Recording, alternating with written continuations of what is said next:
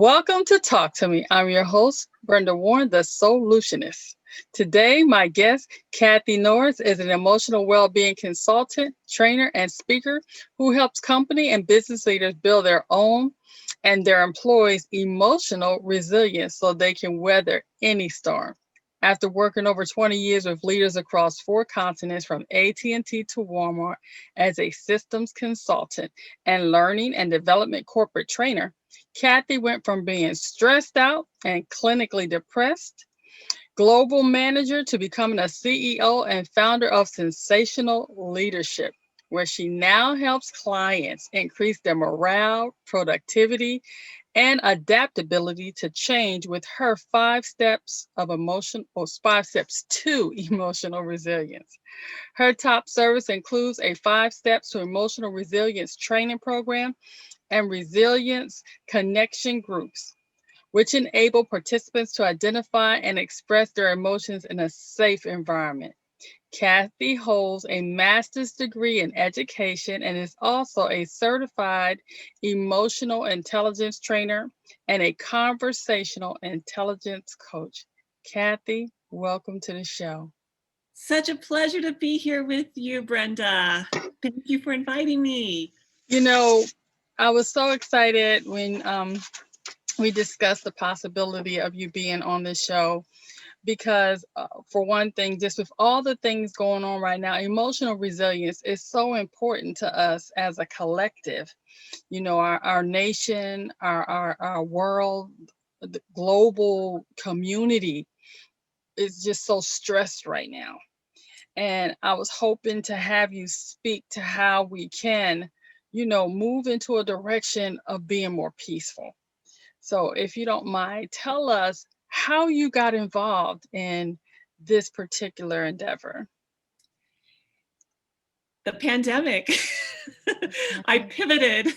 I'm on the board of my local Society of Human Resources Management, SHRM, Mhm. and we had to pivot as an organization. We were exchanging emails after about the first few weeks in March and going, okay, now what hit us? And we know we can't meet in person, so we're going to have webinars. And somebody first, actually several people in the email chain said, what topic do we want? We want emotional wellness, Mhm. emotional well-being. And I have been already studying and developing, growing my own through lots of self work. And I was like, I can speak about that. so, Mhm. so I developed my presentation, the beginning of my 5 steps to emotional resilience at that time. And we had over 100 people on the call. And then I gave it again, and I started working with clients. I also started started providing the resilience connection groups, which is really the key, just to give people an opportunity to express their emotions in a safe space and to be heard. So, what were you doing prior to doing the resilience training? Prior to that, I was doing leadership development training and coaching and focusing on the emotional impact of our words that we aren't often aware of. Mhm. One body of work called conversational intelligence builds on that, and neurology, how our brain works and how we can say something that might just shut down another person immediately because we don't realize the impact of our words. That's the work I was doing before the pandemic.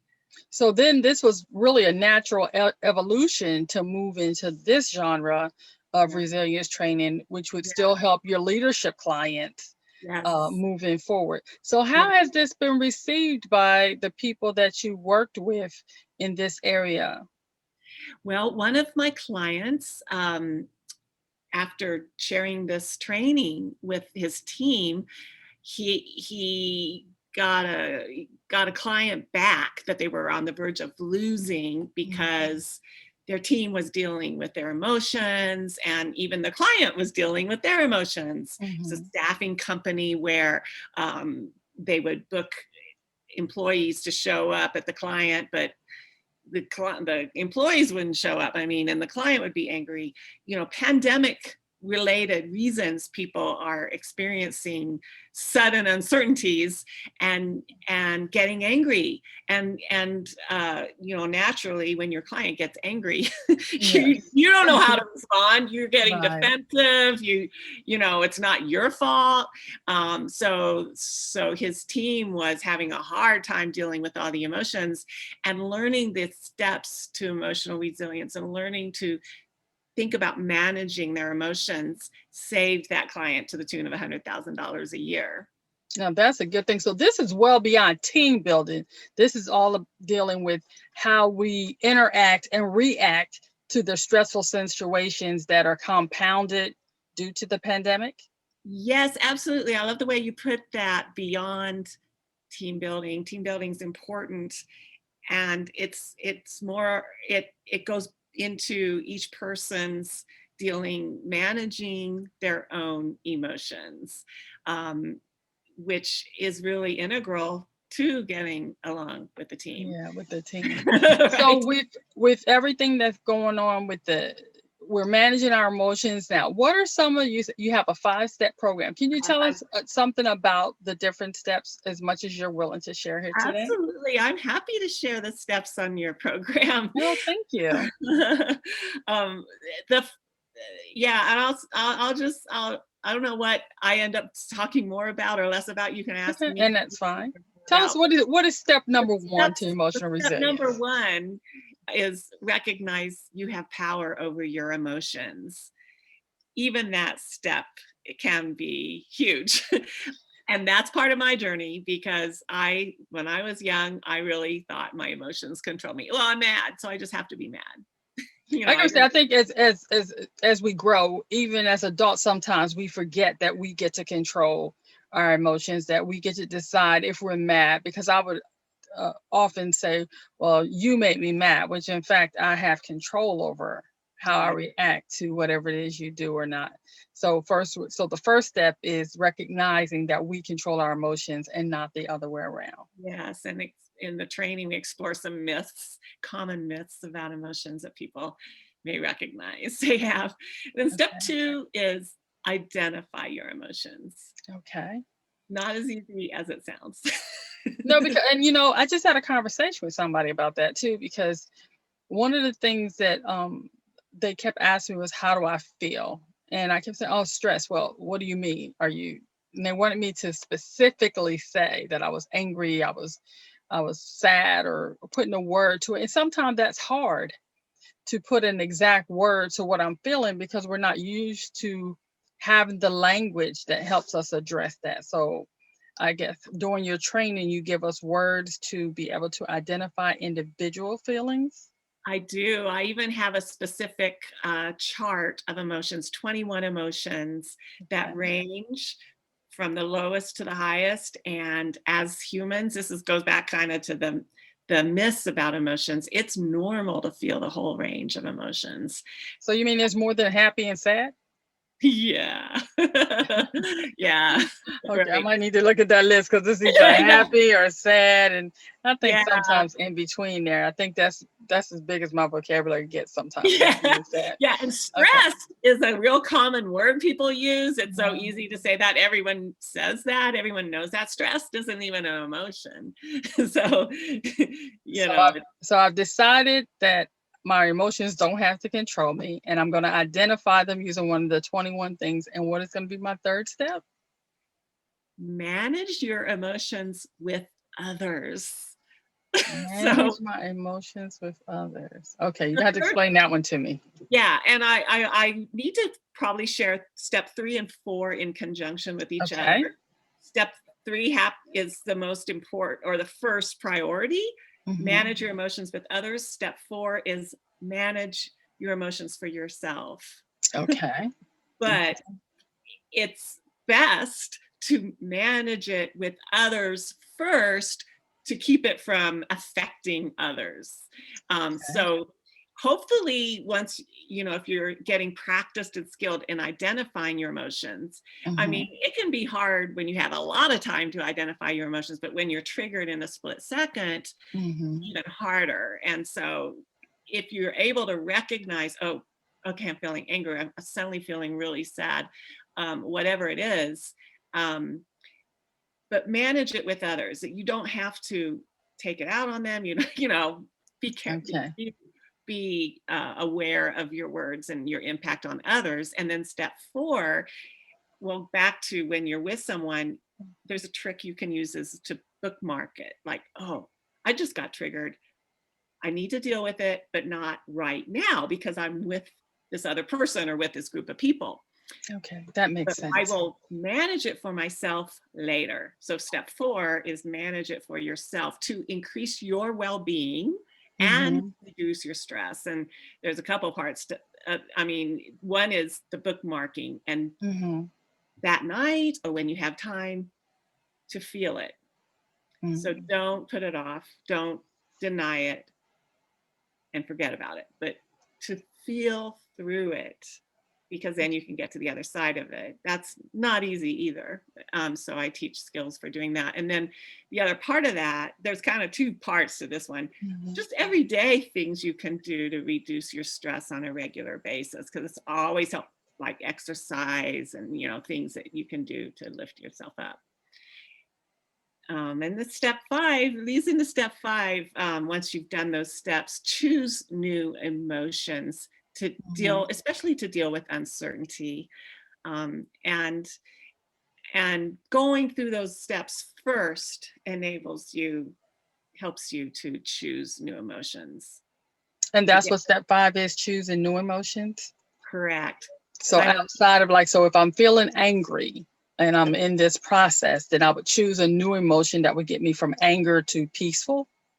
Yes. And first, you need to feel the anger.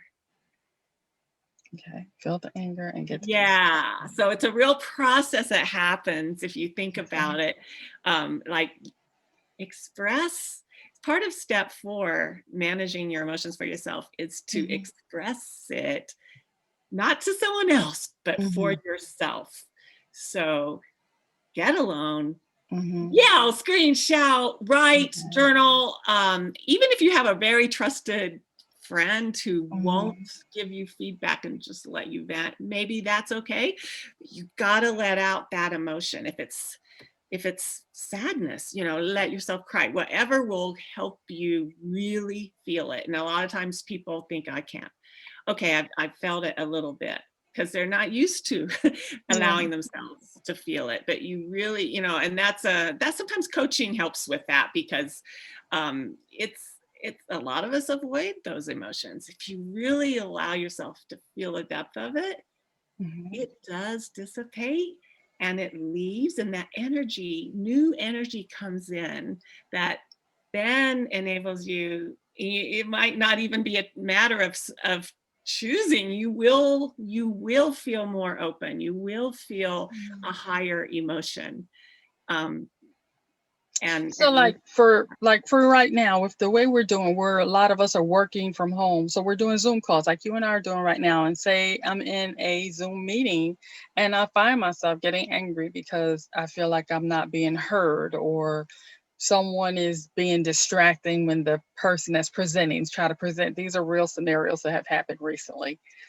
If I understand I'm not ruled by my emotions. I'm going to recognize them. I'm going to not project them on others. What would be some of your tips to help myself feel that emotion without me losing it on the Zoom call and then being able to manage it at a later time?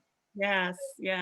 So identifying it is really helpful. A lot of times, I mean, for me, I have struggled with identifying my emotions. Like, I know there's something wrong. I know it might be more generalized, but and that's another trick with identifying. You could have one emotion and there's really something underneath it. Like, gosh, that person's making me mad. They're just going on and on and on. And there might be even something underneath that. like maybe actually you're kind of triggered by something they're saying that's hurting you, or you're Mhm. taking something personally. It Yes. can be really helpful to see that, Mhm. and hard to do it quickly. But again, this is comes with practice, and Yeah. then bookmarking it so Okay. you don't release it in the moment, but you're going to deal with it later. And then so you're managing it there in the moment. One of the things I did recently was I actually put my video and put my picture up instead to give myself a minute to get a breather. And then when Uh-huh. I was calm, I came back in with a smile. That was a technique I used recently because I really felt like I was about to lose it. I love that. That's a Yeah. great tip. Yeah, I That's a really great simply put my picture up and took a breather. And of course, I put my microphone on mute. So I was on mute and I had stopped my video from showing. So my picture was showing only. And I gave myself time to gather myself. And once I knew I was safe, I then rejoined the Zoom meeting.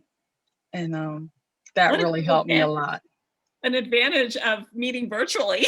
Yes, that was an advantage No one of thinks you're losing it emotionally. They think you just needed to that I get, just went to the you know, restroom or yeah. something else. But for those of you just looking, if you find yourself getting a little heated under the collar because of something someone's saying or doing, the mute button and the stop video really works. At least it works.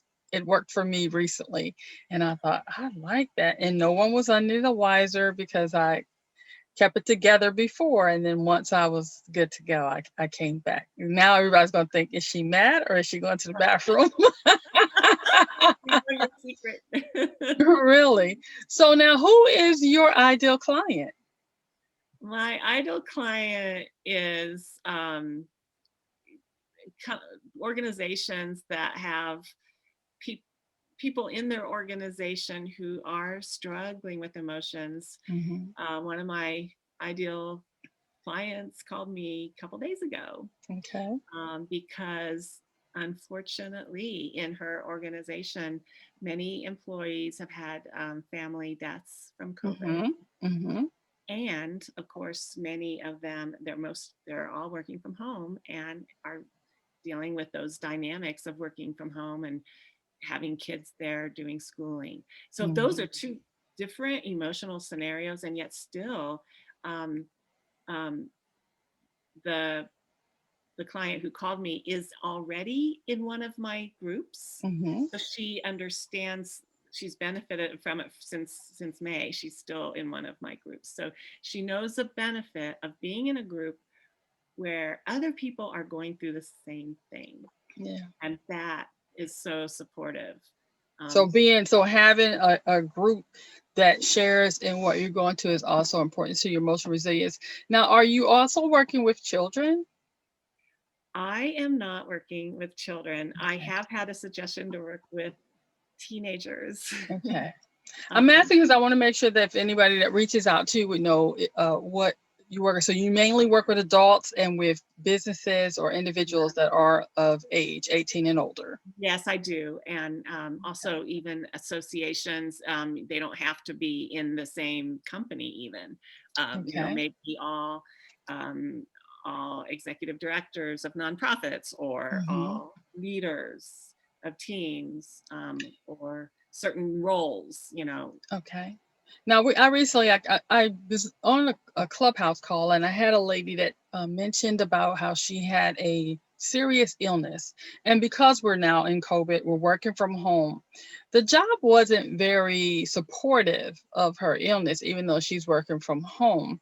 Is that something that your class could help with her emotional resilience and dealing with the pressures of they still want me to do this job and I'm sick. And now I'm already working from home, but emotionally, I'm feeling the pressure and the stress of this job. Is that something your course could help with? Yes, again, because recognizing you have power over your emotions, no matter what the situation. Mhm. Um, it's it's easy to feel like a victim, and many situations are certainly horrible, to be honest. Yeah. How, but to gain power over that through knowing you control your emotions, being able to identify them, and then that step 4, finding ways to manage them for yourself, and with that step, finding tips that work. Each person is different, but taking control, taking authority to, hey, I need some time every day. Maybe, maybe I'm not going to work like everyone else because of my illness, and recognizing I can ask for that, or I can just go ahead and take that authority. Yeah. Those kinds of things that this training can help with.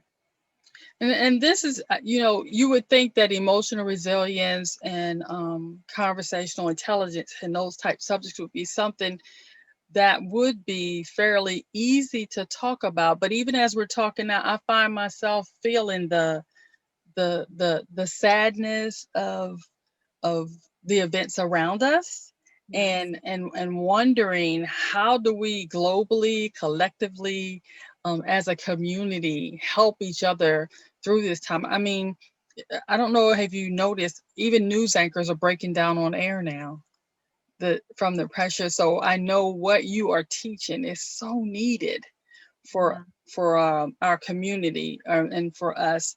How do people get in touch with you? Cathy at cathynorris.com. My name's spelled with a C. So Okay. Cathy at cathynorris.com, or my website, emotionalwellbeingatwork.com. And we'll make sure that's in the credits. Cathy, is your webinar, is it self-paced, and or do you also do virtual classes? Are you still making in-person engagements? Yeah, thank you for asking. So the 5 steps training can Hmm. be a 60 to 90-minute webinar. It's live. I haven't made it Okay. a standalone Okay. video recording yet, but Okay. I has, I just, the interaction is really It's helpful. And crucial to what you yeah, do. yeah. So it's Okay. either a 60 to 90-minute webinar, a Okay. longer day. So in the longer day, where we can really do more with Hmm. each of the steps, and Okay. definitely that will build skills. In the webinar, you're learning them. You're not, the participants aren't really able to work with them, but we can work Okay. with them in a longer day period. And it's virtual and or live. Uh, Okay. and and even better, the best way The best way. is 1 hour every week. So for 5 weeks, because then the participants can truly integrate each step and Mhm. practice it during the week, and then come back to the next class and we can review how that went. Now, once the people go through your class, if they were like, I really enjoyed this seminar, live or virtual, do you offer one-on-one coaching? I do. I Okay. do. And even before the pandemic, Hmm. I have done one-on-one coaching with leaders who are really struggling with their emotions, and a lot of time it could be through a dramatic change, many changes at once in their lives, Okay. or just their lead, their boss thinks they need help. And Hmm. they usually do. So that it can be really, really helpful to Okay. work one-on-one. Yeah. All right. Well, Cathy, I'm excited that you came here to talk to me, to tell me what it is you do with your emotional resilience training. And I look forward to talking to you again soon. And if you'll stand by while I make a special announcement, then we'll get you to tell us one more time how we can get in touch with you. Because I always like to leave with my guests being able to ensure that people know how to contact them. As always, I'd like to remind everyone on Talk to Me audience to thank a veteran. Please go to nevcc.org/projects. It's February, you guys, and it's time to live, learn, and press on. That is the theme for the month of February. So you go to the nevcc.org AT&T.org/projects and leave a message for a veteran thanking them for their service. Let them know they're appreciated. And in 2022, we will compile a book with all those wonderful thank yous and send it to 100 veterans. You'll want to be a part of this. If February is not a month you enjoy, we have 12 months in a year and 12 different themes. Pick one that you like and thank a veteran. Cathy, one more time, how do we get a hold to you and what is your company? Company is Sensational Leadership. Contact me at Cathy, Cathy, at Cathy Norris, NORRIS.com, or emotionalwellbeingatwork.com. Thanks, Cathy. Remember, the choices you make today will be the reality you live tomorrow.